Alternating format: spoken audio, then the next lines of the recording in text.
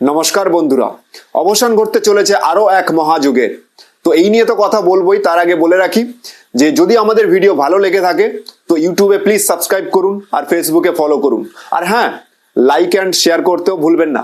আজকে চেন্নাইয়ের ম্যাচ ছিল চিপাকে, চেন্নাইয়ের স্টেডিয়ামে ছিল, সেখানে অলরেডি মহেন্দ্র সিং ধোনিকে তারা ফেয়ারওয়েল জানিয়েছে। হতে পারে চেন্নাই সুপার কিংস এই সিজনে কোয়ালিফাই করতেও পারে কি নাও করতে পারে, কিন্তু যদি কোয়ালিফাই করে তবে চেন্নাই সুপার কিংসের মাঠে আবার খেলা আছে চেন্নাইতে। যদি কোয়ালিফাই না করে তাহলে আর নেই।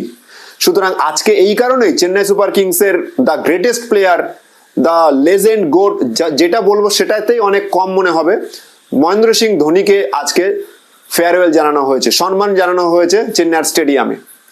মহেন্দ্র সিং ধোনি শুধুই মাত্র যে একজন বড় খেলোয়াড় এটা বললেও অনেক কম বলা হবে। সে শুধু ইন্ডিয়ান ক্রিকেটে নয়, সে বিশ্ব ক্রিকেটের বিশ্ব মানের প্লেয়ার। কি অ্যাচিভমেন্ট করেনি সে তার ক্রিকেট লাইফে, সে তার ক্রিকেট ক্যারিয়ারে কি অ্যাচিভমেন্ট করেনি, আর কোনো কিছুই বাকিও নেই তার অ্যাচিভমেন্ট করতে। ওয়ার্ল্ড কাপ থেকে শুরু করে টি-20 ওয়ার্ল্ড কাপ থেকে শুরু করে one day world cup, champions trophy থেকে শুরু করে চ্যাম্পিয়ন্স লিগ, আইপিএল ট্রফি, সব কিছুই সে জিতেছে। বিভিন্ন স্টেডিয়ামে, ইন্ডিয়ার যে প্রান্তেই আইপিএল খেলা হোক, যে কোনো গ্রাউন্ডে যখন মহেন্দ্র সিং ধোনির টিম খেলে, পুরো সেই স্টেডিয়াম মহেন্দ্র সিং ধোনির হয়ে যায়। তো বাংলা একটা কথা আছে, শেরের কখনো এরিয়া হয় না, শের যে জায়গায় যায় সেটাই তার এরিয়া হয়ে যায়। কলকাতা নাইট রাইডার্স হোক, রয়্যাল চ্যালেঞ্জার্স ব্যাঙ্গালোর হোক, মুম্বাই ইন্ডিয়ান্সের ওয়াংখেড়ে হোক, আর লখনৌয়ের একানা হোক, পুরো ইন্ডিয়া যখনই সেখানে খেলবে, দর্শকরা কার জন্য আসে? অনলি 7।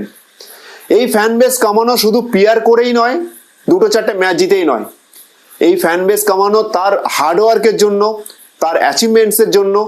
সে কত বড় প্লেয়ার সেটার উপর ডিপেন্ড করে এই ফ্যান বেস তৈরি হয়েছে। আর আজকে যখন মহেন্দ্র সিং ধোনিকে ফেয়ারওয়েল দেওয়া হয়, চেন্নাইয়ের প্রচুর সমর্থকের চোখে জল দেখা গেছে, যে তারা কতটা ধোনিকে ভালোবাসে, যে কতটা তারা তাদের থালাকে চায় মন থেকে। তো আজকে সেটা আবারও ক্যামেরার সামনে দেখা গেছে। আইপিএল এর এটা 17তম সিজন চলছে, তার মধ্যে দুটো সিজন চেন্নাই সুপার কিংস কোনো একটা কারণের জন্য খেলেনি। তো সেখানে দুটো সিজন না খেলাতেও তারা এই, যদি বলা হয় সিজন বলা হয় চেন্নাই সুপার কিংসের, তাহলে তো তারা এই নিয়ে 15টা সিজন খেলছে, তাতেও 5টা ট্রফি জিতেছে তারা। এটা কিন্তু ভীষণ বড় একটা অ্যাচিভমেন্ট, এটা মহেন্দ্র সিং ধোনির জন্যই জিতেছে। আর এই সিজনেও এখনো কিন্তু তারা কোয়ালিফাই থেকে বাইরে বেরিয়ে যায়নি। ম্যাচ জিতলে তারা অলরেডি কোয়ালিফাই হয়ে যাবে। বিশ্ব ক্রিকেটে, এমনকি ইন্ডিয়ান ক্রিকেটেও ক্যাপ্টেন অনেক এসছে গেছে, কিন্তু ক্যাপ্টেন, গ্রেটেস্ট ক্যাপ্টেন কিভাবে বলা হয়, যে তার এরাতে সে কতটা বেস্ট দিয়েছে, এই নিয়ে অনেক জল্পনা আছে, এই নিয়ে অনেক কিছু কথা, তর্ক বিতর্ক আছে। কিন্তু যদি অ্যাচিভমেন্টের দিক থেকে দেখা হয়, অ্যাচিভমেন্ট মানেই যে বড় ক্যাপ্টেন হবে এমন কোনো নয়, যে আদার্স যারা ক্যাপ্টেন ছিল তারা বড় ক্যাপ্টেন নয়। সৌরভ গাঙ্গুলি, বিরাট কোহলি এরা বড় ক্যাপ্টেন ছিল না এমন নয়, কপিল দেব বড় ক্যাপ্টেন ছিল না এমন নয়। কিন্তু মহেন্দ্র সিং ধোনি যে অ্যাচিভমেন্ট আছে অ্যাজ আ ক্যাপ্টেন, তার জন্যই তাকে ওয়ার্ল্ডের গ্রেটেস্ট ক্যাপ্টেন বানিয়েছে, গ্রেটেস্ট ক্যাপ্টেন বলা হয়। এবং তার উইকেটের পিছন দিক দিয়ে যে তার যে ডিসিশন, এমনকি যে ডিআরএসও মানে চালু হয়েছে ক্রিকেটে, তো সেটাকেও ডিআরএস এর জায়গায়, ডিসিশন রিভিউ সিস্টেমের জায়গায় ধোনি রিভিউ সিস্টেমও বলা হয়, কারণ এখনো পর্যন্ত ডিআরএস এ ধোনি কখনো ভুল করেনি। হ্যাঁ, কথাটা একদমই সত্য, একটা 6 কিন্তু আমাদের ওয়ার্ল্ড কাপ জিতিয়ে দেয়নি, কিন্তু উইকেটের পিছন থেকে এক একটা ডিসিশন কিন্তু আমাদের এক একটা ট্রফি জেতার পিছনে অনেক বড় কারণ ছিল। ধোনির এক একটা decision, fielding, placing, bowling line up, কিভাবে কোথায় কাকে ইউটিলাইজ করবে, এমনকি ওয়ার্ল্ড কাপে, টি-20 ওয়ার্ল্ড কাপে যোগেন্দ্র শর্মাকে দিয়ে যে লাস্ট ওভার করাবে, এটা কখনো কেউ ভাবেনি। হার্দিক পান্ডিয়াকে দিয়ে বাংলাদেশের এগেনস্টে 1 ওভারে 3 রান ডিফেন্ড করবে, সে এমনকি ম্যাচও জিতবে, এটাও কখনো কেউ ভাবেনি।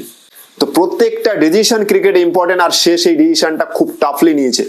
তার ডিসিশনের জন্য হয়তো অনেক প্লেয়ারের ক্যারিয়ার শেষ হয়েছে, কিন্তু অনেক প্লেয়ারের ক্যারিয়ার তৈরিও হয়েছে, আর যার কারণে ইন্ডিয়া এখন খুবই সাকসেসফুল একটা টিম বলা হয়। আমরা হয়তো নাম্বার 7 মহেন্দ্র সিং ধোনিকে আর হয়তো ক্রিকেট গ্রাউন্ডে দেখতে পারবো না এর পরের বছর থেকে। হয়তো তার ফিনিশিং টাচ দেখতে পারবো না, হয়তো তার ইম্পর্টেন্ট ডিসিশন দেখতে পারবো না, হয়তো তার সেই ধোনি রিভিউ সিস্টেম দেখতে পারবো না, যাকে আমরা ডিআরএস বলি। কিন্তু মহেন্দ্র সিং ধোনি কিন্তু মুছে যাবে না। বিশ্ব তথা ভারতীয় ক্রিকেটের প্রত্যেকটা মানুষের হৃদয়ে থাকবে মহেন্দ্র সিং ধোনি। আজকের ভিডিও এখানেই শেষ করছি। আর তোমরাও যদি মহেন্দ্র সিং ধোনিকে ভালোবেসে থাকো, মহেন্দ্র সিং ধোনির খেলা যদি তোমাদের খুব ভালো লাগে, তাহলে প্লিজ আমাদের চ্যানেলটাকে সাবস্ক্রাইব করে দিও।